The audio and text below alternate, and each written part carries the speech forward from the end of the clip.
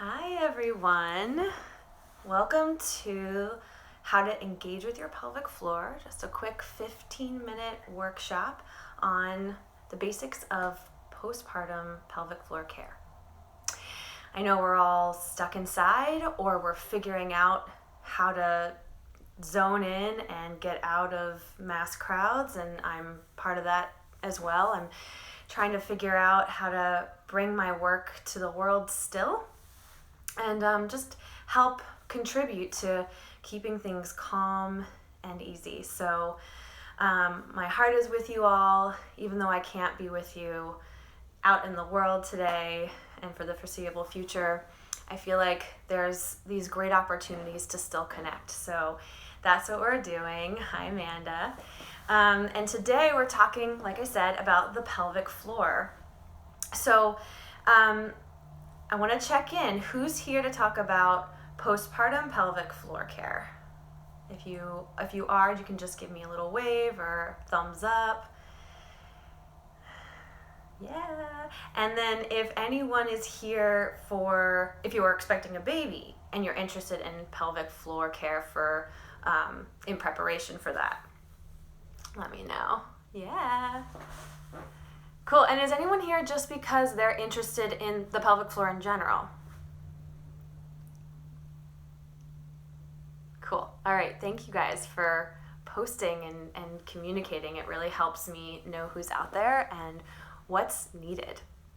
So we're going to do a little bit of just looking at the bottom of the pelvis today. We all have one. And we're going to look at what a healthy pelvic floor looks like and moves like. And we're also going to look at what happens during pregnancy to the pelvic floor and what happens and how to care for the pelvic floor postpartum. Okay, so last week we talked about the diaphragm. And the diaphragm is the muscle inside the rib cage that helps us breathe. So if you missed that one, check it out. It's on my feed. But also, the reason we talked about that first is because pelvic floor health is very much related to how well you breathe. And the diaphragm sits inside the rib cage, whereas the pelvic floor muscles sit on the bottom of the pelvis. So together, they move like jellyfish floating in the water.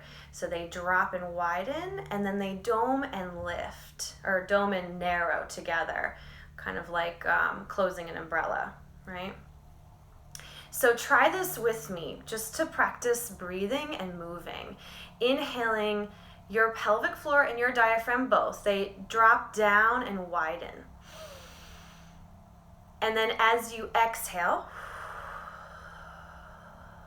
they dome up toward your head and they narrow, right? The rib cage narrows, but so does the bottom of the pelvis. Those bones narrow. So as you inhale, you move down and wide. As you exhale, hi Zach, you draw up and in. I'm so glad there's men here too, because everyone has a pelvic floor. Inhale down and wide, and exhale up and in. So that's just a little taste. We're gonna get into it a little bit more. What is the pelvic floor? What is the pelvis? So everyone's got these big hip bones, right? And you can kind of tap those. Right? These are massive big bones. I think of them like big elephant ears, right? And the very bottom of the elephant ear are our butt bones. So go ahead and find your butt bones, right? If you sit on a hard surface and feel those bones, you can know what I'm talking about. And they're rockable, like the bottom of a rocking chair. You can rock back and forth on them, right? So the muscles of the pelvic floor are right in between these bones. They help with how to pee and poop. They help with how to birth a baby into the world if you have a vagina. And they help with sexual pleasure. But also, they help support your center, right? So I talk a lot about the deep core. And I have an image to show you. The deep core are the four muscles of your center around your abs and around your spine.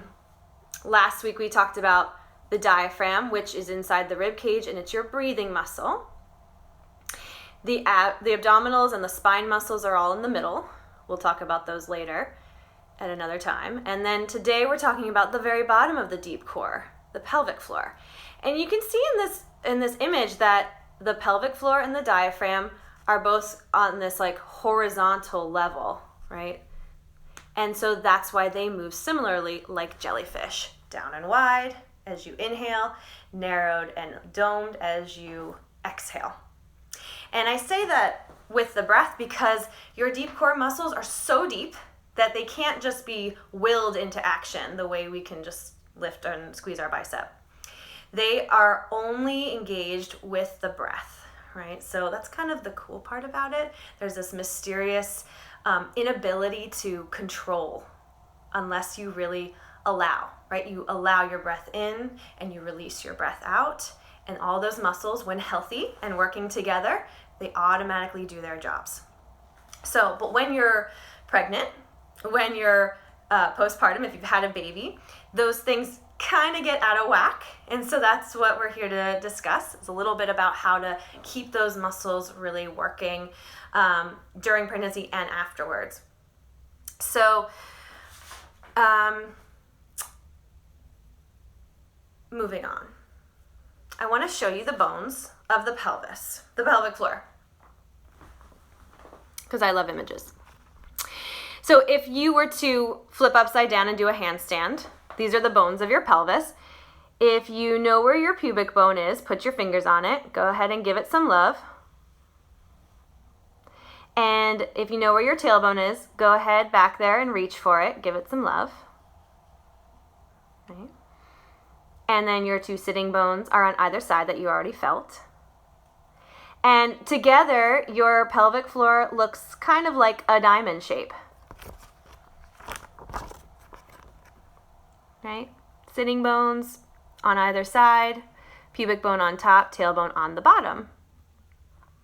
And where their cross section is, that's where the muscles connect, right? There's muscles that run lengthwise, there's muscles that run laterally, and the way they all connect inward is at the very center of the perineum. So as we start to engage our pelvic floor muscles more acutely now, that's what you're thinking about, the very center of your diamond, drawing in and widening apart.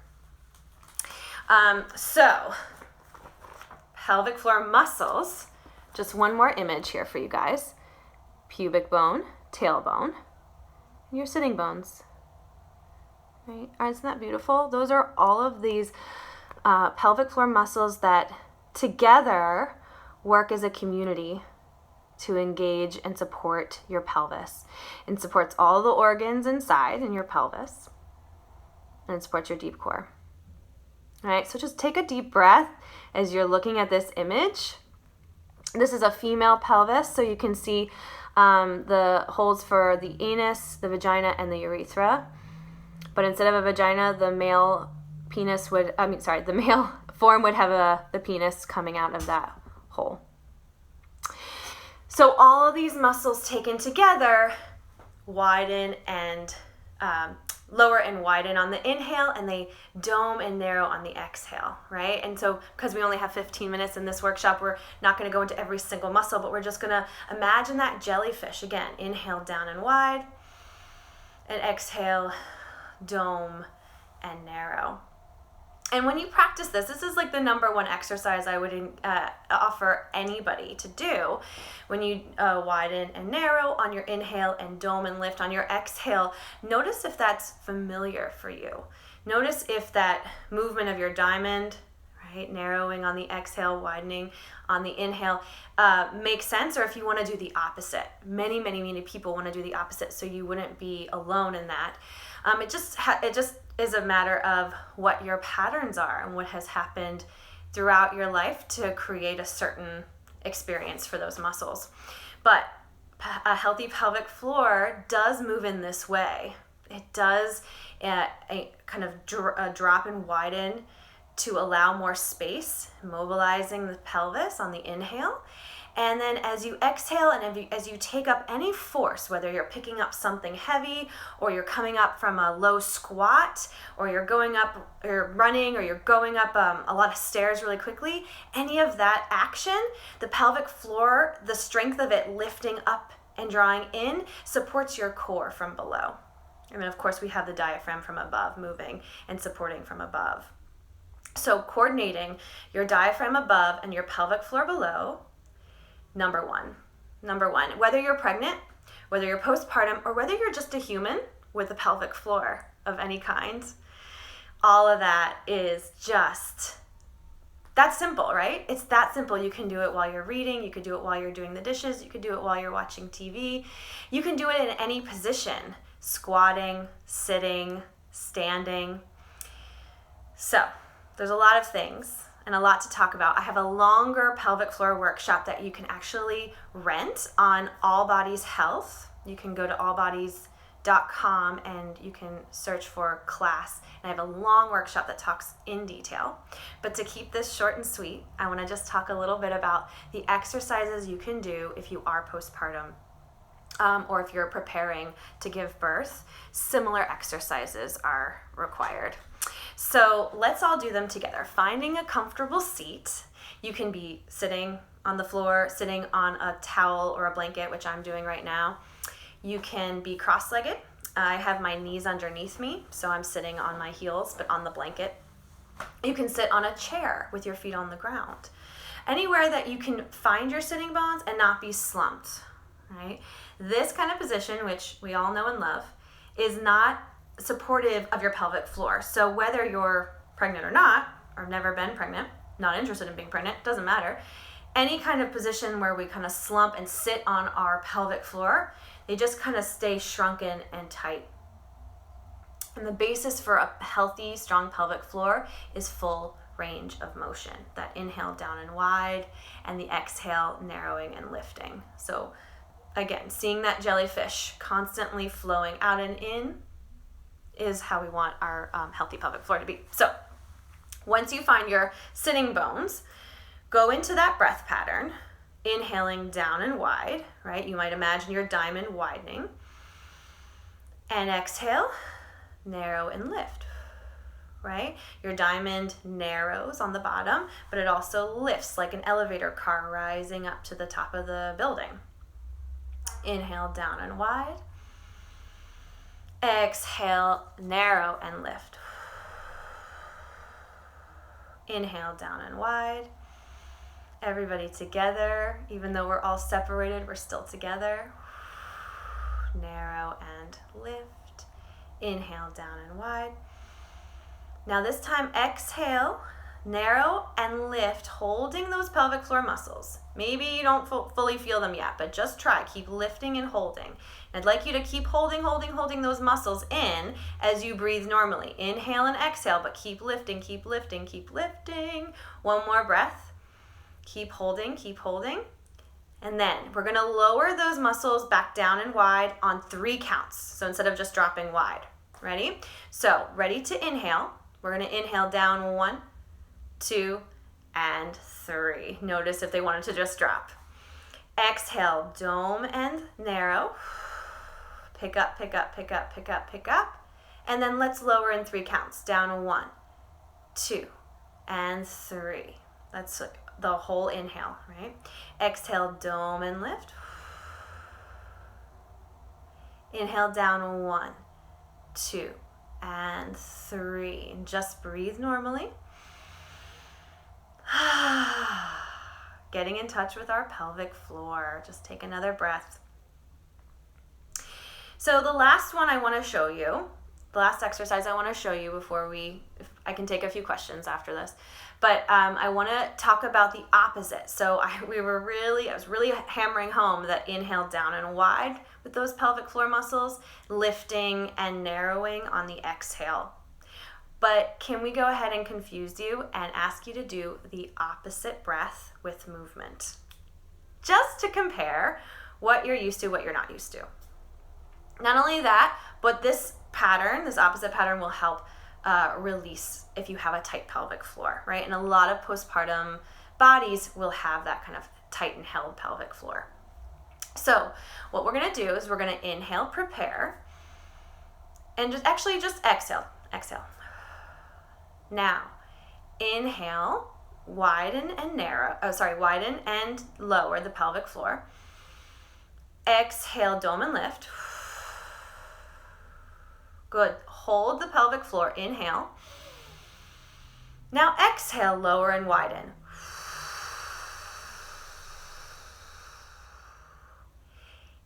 Inhale, dome and lift. Exhale, lower and widen.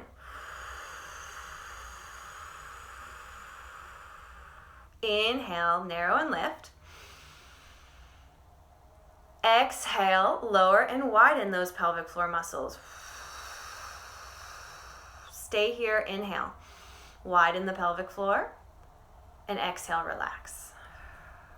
So give me like a thumbs up if that was really confusing to do the opposite after we just learned the other breath. I'm asking because it was definitely difficult for me. I was like, wait a second, hold on. Let me slow this down.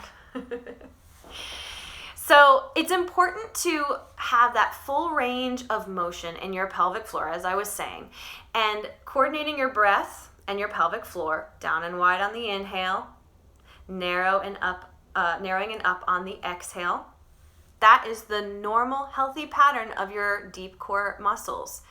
However, when things get a little funky, whether you could be an athlete, you could have had a baby or 2 or 7, you could have had an injury, all these things that might redirect some of the normal workings of your pelvic floor, then require some rehabilitative movement. And that's why we did the opposite breath pattern. So if you notice when we did the normal breath pattern, inhale down and wide, exhale narrow and up, that was like it made your pelvic floor feel really tight because we focused on exhaling and pulling up. It could be that you live with a more of a held and lifted pelvic floor that needs more of that lowering and widening quality. So we put the emphasis of the exhale on that lowering and widening feeling, right?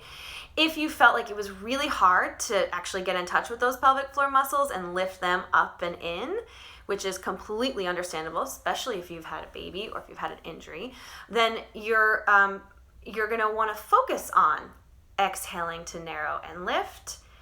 But when I say focus, I don't mean forget the other phase of the exercise. So no matter what you're doing, you're always going to lower and widen, dome and lift. It's just a matter of trying different breath patterns, right? The exhale is going to create a vacuum when the air comes out of your body. So if the pelvic floor comes up with it, it helps support that lift, right? The lack of air helps support that lift and helps strengthen the muscles contracting. But if you need more help on the releasing, let the exhale resist your pelvic floor muscles. And so that's a kind of strength too, is to lower and widen, right? We tend to think like stretching is releasing, but it's active just as much as shortening muscle is. So I hope this helped a little bit, just a little bit of a taste of your pelvic floor diamond and what it takes to train it, right? It's very simple actually with the pelvic floor and your deep core in general. Those muscles don't need a lot, they just need some love and they need some coordination with your breath.